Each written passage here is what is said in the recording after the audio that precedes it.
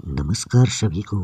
आप सभी का आपके अपने इस YouTube चैनल पर हार्दिक स्वागत है। आज हम फ्यूचर टेंस का अध्ययन करने जा रहे हैं, जिसको हिंदी में भविष्यकाल कहते हैं। इससे पहले हमने प्रेजेंट टेंस और पास्ट टेंस के बारे में पढ़ लिया है। अब हम इस टेंस के बारे में पढ़ेंगे और फिर इनकी एक्सरसाइज भी करेंगे। तो शुरू करते हैं भविष्यकाल या फ्यूचर टेंस। अगर आपको वीडियो अच्छा लगे तो लाइक करें, शेयर करें और अपना कोई अमूल्य सुझाव हो तो वो कमेंट में लिखें। और अगर चैनल को सब्सक्राइब नहीं किया तो चैनल को सब्सक्राइब ज़रूर कर लें। तो शुरू करते हैं future tense. Future indefinite tense या सिंपल फ्यूचर टेंस, जिसको हिंदी में कहते हैं अनिश्चित भविष्य काल। वाक्य के इसकी पहचान क्या होती है कि वाक्य के अंत में गा, गे, गी आदि शब्द आते हैं।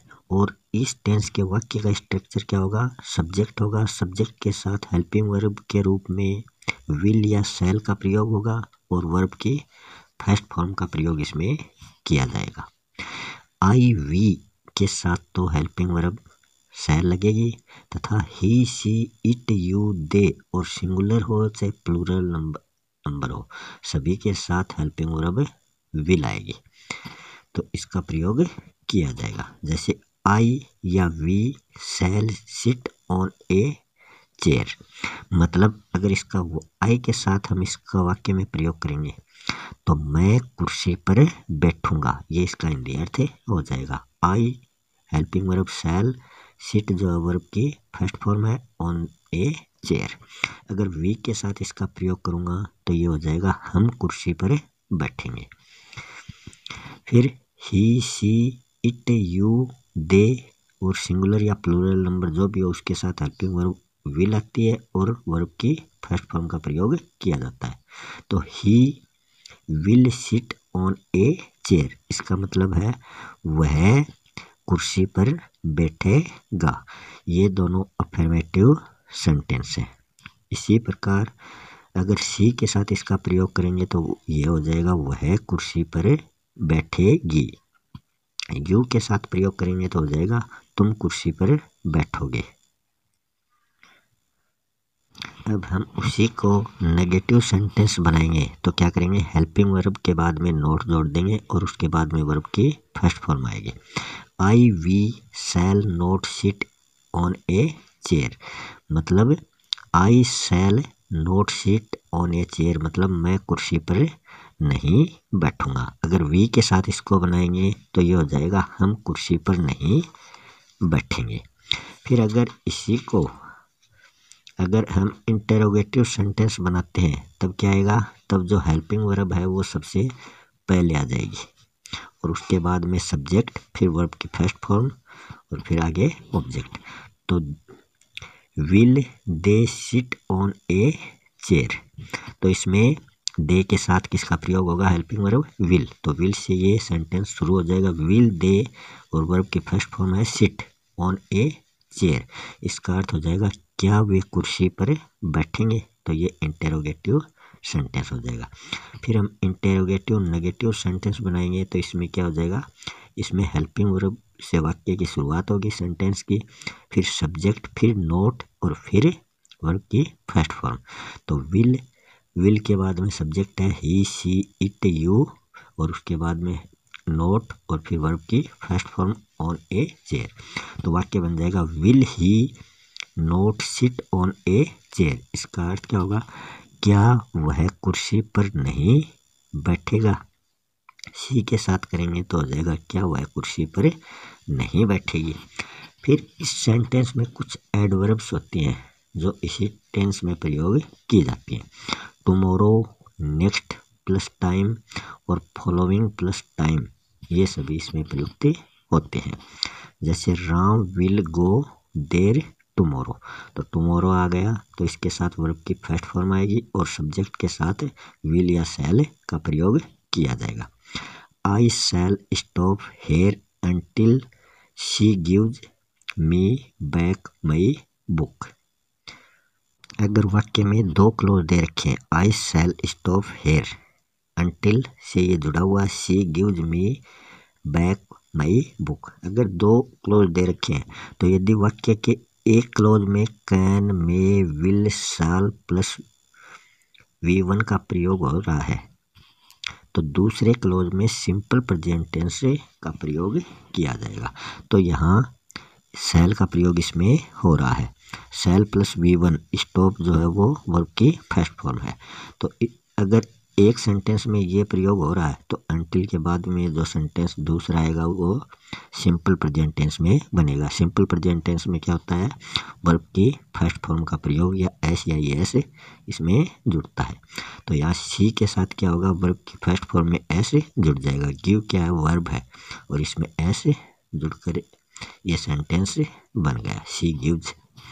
नेक्स्ट है Ram is going to meet him next year. इसमें क्या होता है कि यदि वाक्य में कोई कार्य फ्यूचर टेंस में अगर फिक्स है कि आगे आने वाले समय में वो होगा तो सिंपल प्रेजेंट अथवा प्रेजेंट कंटिन्यूअस टेंस यूज किया जाता है।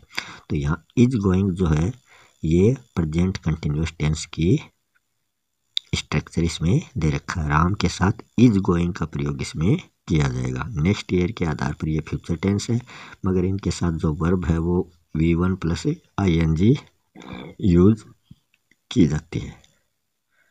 आगे है I am to sing a song कि यदि वाक्य में इज एम आर के बाद में अगर टू का प्रयोग हो रहा है तो वहाँ V1 यूज हो रहा है तो वहाँ सिंपल फ्यूचर टेंस का ही प्रयोग किया जाएगा। आई के साथ एम का प्रयोग होता है, टू से वाक्य जुड़ा हुआ, आगे सिंगुलर वर्ब जो है उसकी फर्स्ट फॉर्म दे रखी है तो यहाँ सिंपल फ्यूचर टेंस का प्रयोग किया जाता है। आगे when she will call me I shall go to here. तो इसमें क्या होगा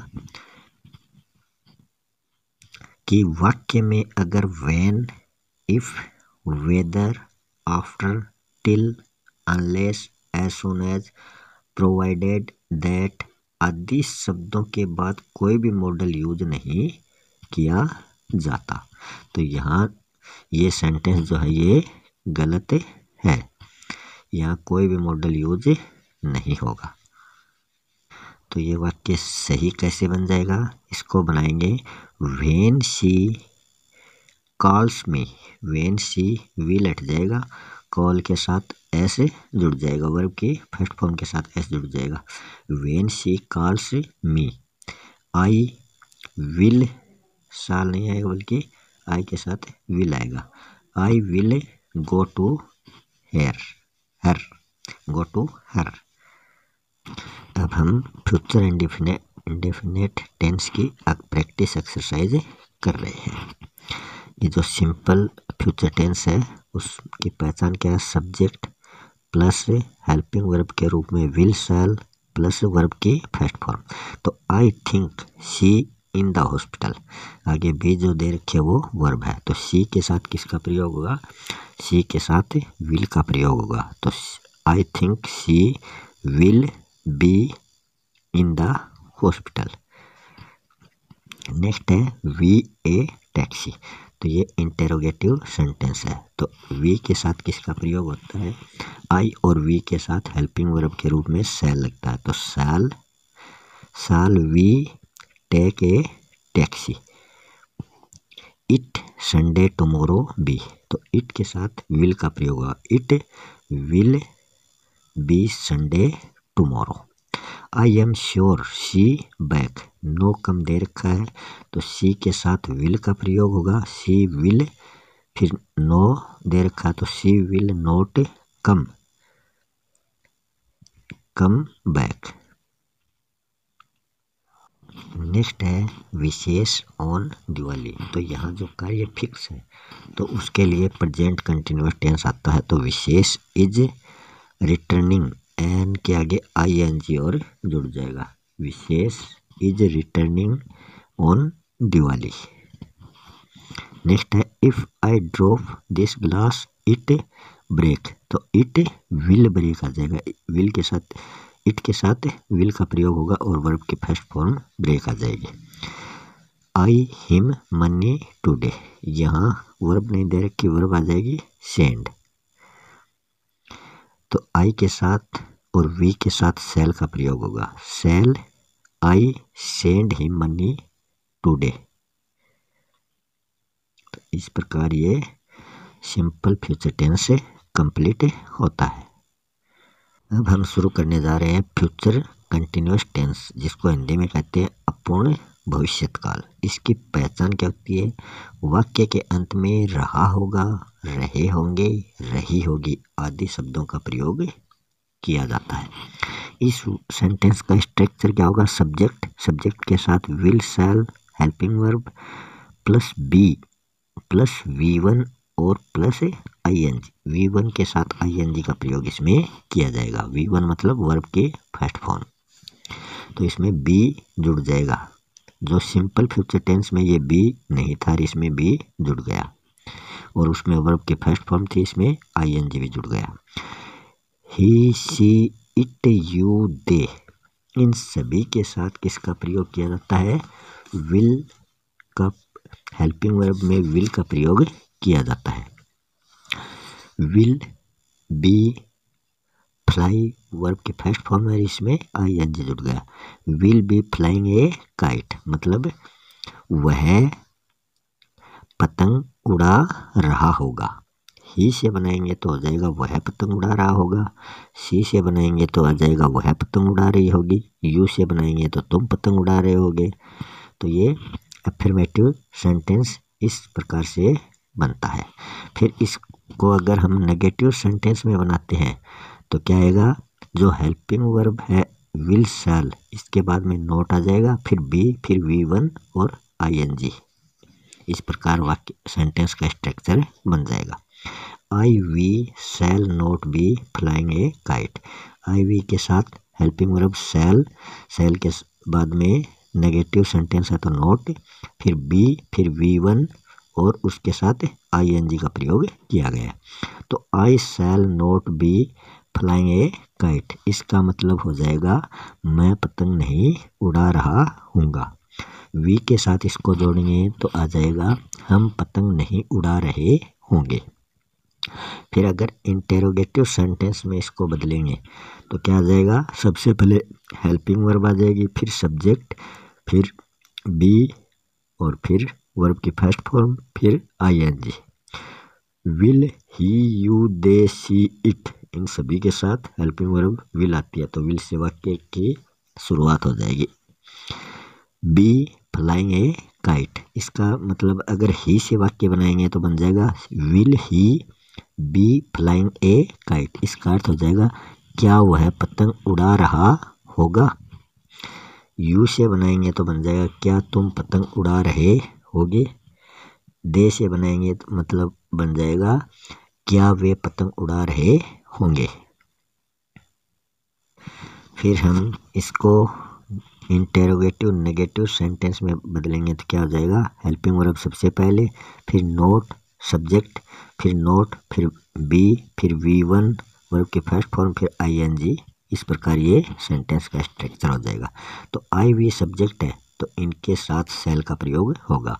तो shall I not be flying a kite, मतलब इसका हो जाएगा क्या मैं पतंग नहीं उड़ा रहा हूँगा। और वी के साथ बनाएंगे तो shall we not be flying a kite, क्या हम पतंग नहीं उड़ा रहे होंगे। फिर कुछ एडवर्ब्स हैं जो फ्यूचर कंटिन्यूअस टेंस में प्रयुक्त की जाती है। At this time, at this moment, at this future, इन सभी के साथ ये इस सेंटेंस का प्रयोग किया जाता है। Ram will be teaching us at this moment next year, तो एट दिस मोमेंट इसमें दे रखा है, तो ये कौन सा टेंस हो जाएगा? ये हो जाएगा फ्यूचर कंटिन्यूअस टेंस।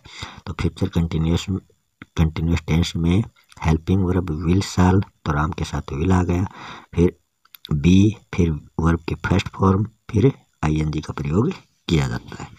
नेक्स्ट आगे I shall not be seeing you after today, तो ये सेंटेंस इसमें गलत है। क्यों? क्योंकि हमने प्रेजेंट कंटिन्यूअस टेंस में कुछ वर्ब देखी थी जिनके साथ आईएनजी का प्रयोग नहीं किया जाता, तो ये सेंटेंस गलत है। ये सेंटेंस कैसे सही होगा? आई शैल नोट सी, तो बी सीइंग इसमें नहीं आएगा। I shall not see you after today, तो बी सीइंग की जगह SEE हो जाएगा, तब ये वाक्य सही हो जाएगा। अब हम फ्यूचर कंटिन्यूअस टेंस की प्रैक्टिस एक्सरसाइज कर रहे हैं। Your children at the airport to meet, तो इसमें वेट वर्ब दे रखी है, तो इसमें क्या आएगा? Your children will be waiting, will helping verb आ जाएगा, उसके साथ बी और वेट के बाद में ING जुड़ जाएगा। He the children will be waiting at the airport to meet. फिर he at this time tomorrow, तो ही के साथ विल का प्रयोग किया जाएगा, तो will he be doing DOING आ जाएगा। He will be doing at this time tomorrow.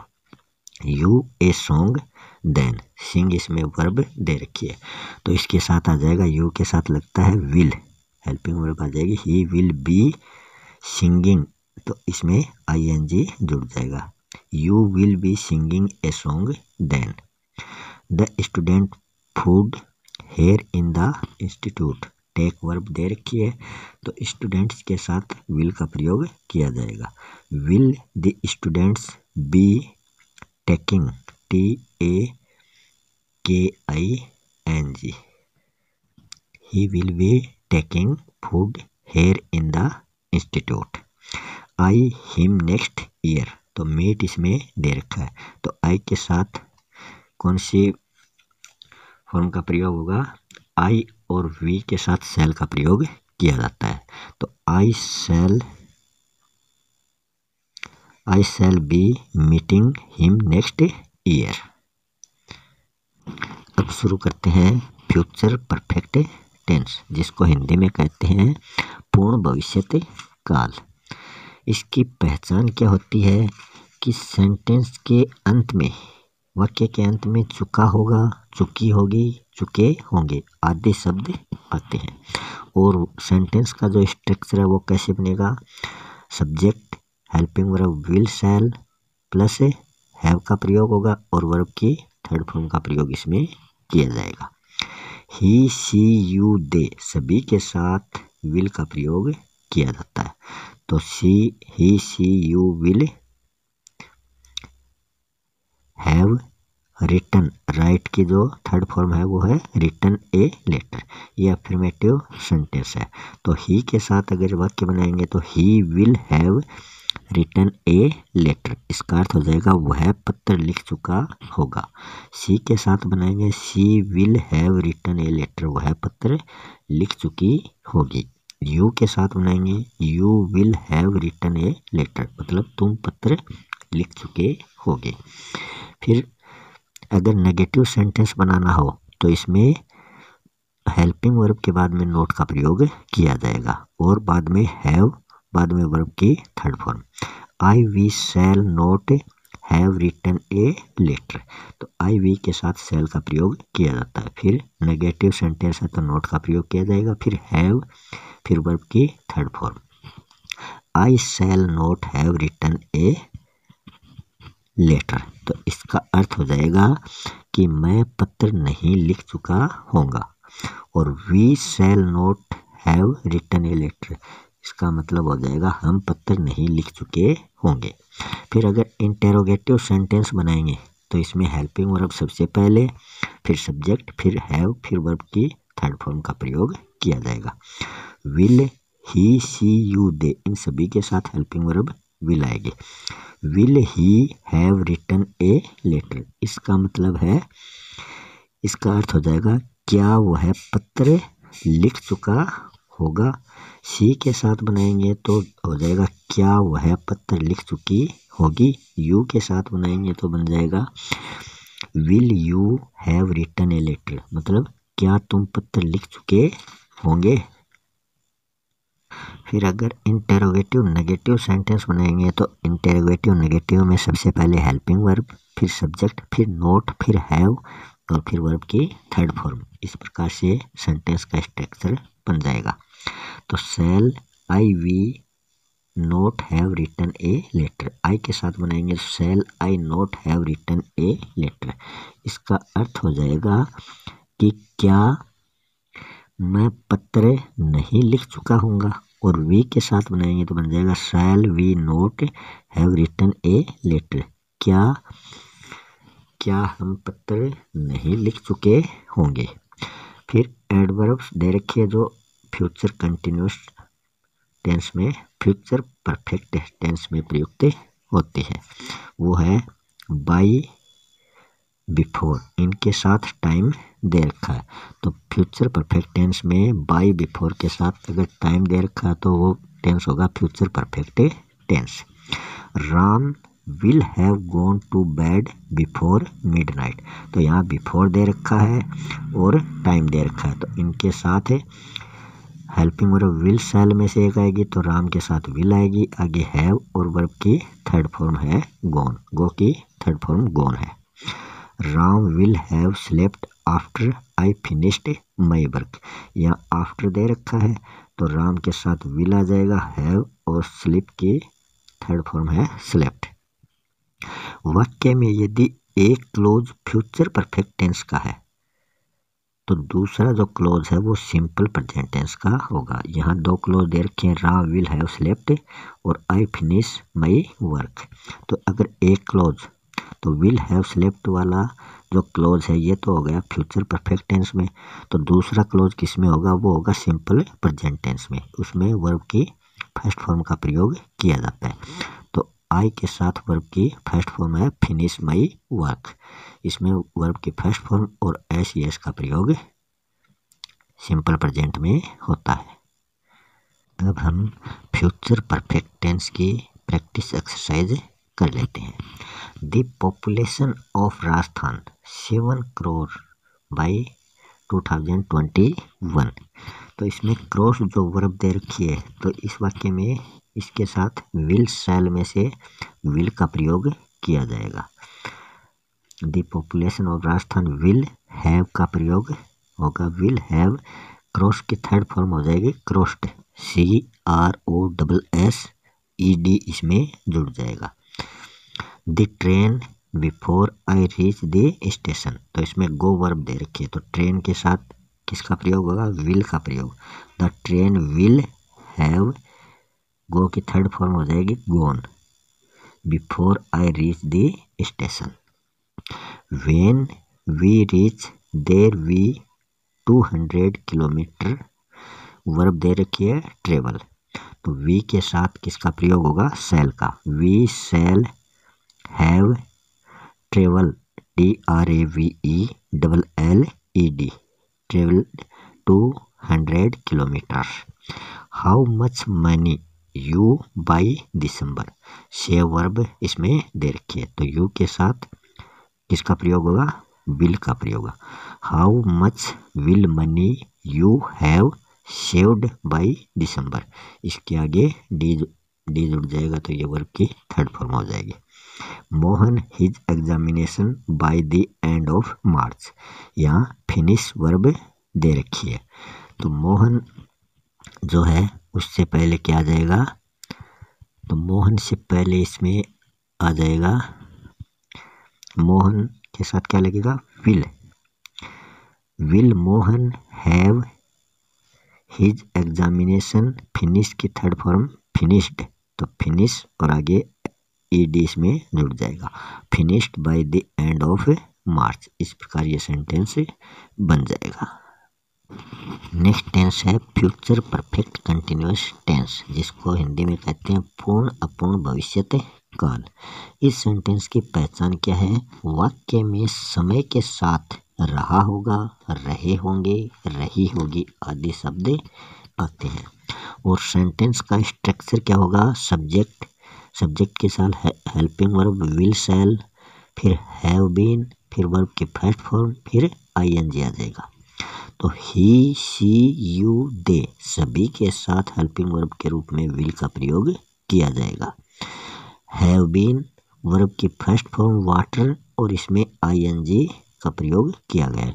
तो वाक्य बनाएंगे he will have been watering the plants since morning, मतलब वह प्रातःकाल से ही पौधों को पानी दे रहा होगा। सी के साथ बनाएंगे तो बन जाएगा she will have been watering the plants since morning, वह प्रातःकाल से ही पौधों को पानी दे रही होगी। ये तो है अफर्मेटिव सेंटेंस। अगर नेगेटिव सेंटेंस बनाएंगे तो नीचे देखते हैं नेगेटिव सेंटेंस। आई वी, इन दो के साथ हेल्पिंग वर्ब सेल का प्रयोग होगा। हैव के बाद में नोट, फिर बीन, फिर वर्ब की फर्स्ट फॉर्म आईएनजी। तो आई से वाक्य बनेंगे I shall have not been watering the plants since morning. तो इसका अर्थ हो जाएगा कि मैं प्रातःकाल से ही पौधों को पानी नहीं दे रहा हूँगा। वी से वाक्य बनाएंगे we shall have not been watering the plants since morning, हम प्रातःकाल से ही पौधों को पानी नहीं दे रहे होंगे। फिर हम अगर इंटेरोगेटिव सेंटेंस बनाते हैं तो उसमें विल शैल जो हेल्पिंग वर्ब है वो सबसे पहले, फिर सब्जेक्ट, फिर हैव बीन, फिर V1 वर्ब की फर्स्ट फॉर्म, फिर आईएनजी का प्रयोग होगा। Will he she you they have been watering the plants, तो ही से बनाए तो will he have been watering the plants. इसका अर्थ हो जाएगा क्या वह प्रातःकाल से ही पौधों को पानी दे रहा होगा। सी से बनाएंगे तो बन जाएगा will she have been watering the plants since morning, क्या वह प्रातःकाल से ही पौधों को पानी दे रही होगी। फिर अगर इंटेरोगेटिव नेगेटिव सेंटेंस बनाएंगे तो क्या हो जाएगा, हेल्पिंग वर्ब सब्जेक्ट, फिर नोट, फिर हैव बीन, फिर वर्ब की फर्स्ट फॉर्म, फिर आईएनजी। तो शैल आई वी के बाद में not have been watering the plants since morning, shall I not have been watering the plants since morning. इसका अर्थ हो जाएगा क्या मैं प्रातःकाल से ही पौधों को पानी नहीं दे रहा हूँगा। वी से बनाएंगे तो shall we not have been watering the plants since morning, क्या हम प्रातःकाल से पौधों को पानी नहीं दे रहे होंगे। फिर कुछ एडवर्ब्स हैं जिनका प्रयोग फ्यूचर परफेक्ट कंटिन्यूअस टेंस में ही किया जाता है। बाय के बाद में टाइम और सिंस और फॉर प्लस टाइम का प्रयोग इसमें किया जाता है। By the next year I shall have been trying to achieve my goal for 5 hours. By the end of next month, she will have been loving me for 10 days. तो ये sentence गलत है। जो हमने प्रेजेंट कंटिन्यूअस टेंस में verb दे रखी थी उसमें लविंग वर्ब भी दे रखी थी। लविंग लव वाले में आईएनजी का प्रयोग नहीं किया जाता। तो ये सेंटेंस राइट कैसे बनेगा, by the end of next month she will have been, loving हट जाएगा तो यहाँ आ जाएगा loved, LOVED, loved me for 10 days। अब इस प्रेजेंट परफेक्ट कंटिन्यूअस टेंस की प्रैक्टिस एक्सरसाइज कर लेते हैं। Man at moon in a few decades, तो इसमें क्या आ जाएगा, मैन के साथ helping verb will, man will have been living, LEVING हो जाएगा ई एट कर। Man will have been living at moon in a few decades. We for Ram for 6 hours by 5 PM। Be wait, तो इसमें वी के साथ शैल का प्रयोग किया जाएगा। Shall be have been waiting, तो इसमें ING और जुड़ जाएगा। She we have been waiting for Ram for 6 hours by 5 PM। Sita a song for an hour. Be sing, Sita will have been singing ING इसमें जुड़ जाएगा। Sita will have been singing a song for an hour. By the beginning of this new years. I for 5 hours। I के साथ शैल का प्रयोग होगा। I shall have been working, ING इसमें जुड़ जाएगा। I shall have been working for 5 hours। He this for 3 days। तो he के साथ विल का प्रयोग किया जाएगा। He will have been doing, DOING। He will have been doing this for 3 days। तो आज के वीडियो में इतना ही। मिलते हैं नेक्स्ट वीडियो में नए टॉपिक के साथ। तब तक के लिए धन्यवाद।